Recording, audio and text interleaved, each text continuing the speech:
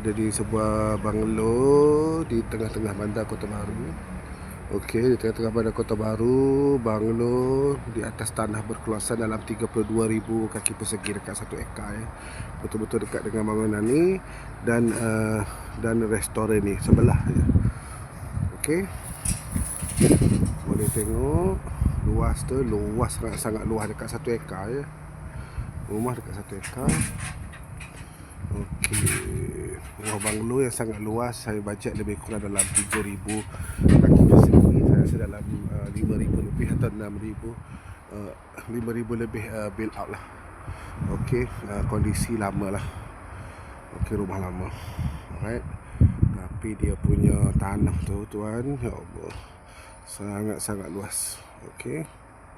Daripada pintu depan rumah. Okey. Kawasan. Okey, ni masuk ke rumah. Ni ruang tamu daripada pintu depan, ruang tamu. Okey, saya rasa ada satu bilik lagi bawah. One more room di sini. Okey, ada satu bilik. Yang akan keluar ada toilet, rasanya bilik tambahan.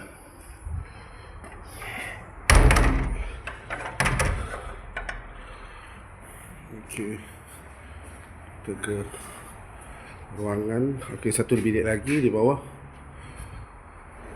Kita ke ruangan bawah, ruangan dapur sini. Okey, kita ada macam lounge lah untuk meja makan rasanya. Okey, ni bilik bawah tangga. Ada satu lagi bilik yang ada toilet. Ada toilet di bawah. Dan satu lagi bilik, saya tak pasti bilik apa, maybe bilik store. Alright. Dan pasal dapur lah. Okay, dapur. Dan ada satu lagi, ada dua lagi bilik di bahagian dapur. Okay.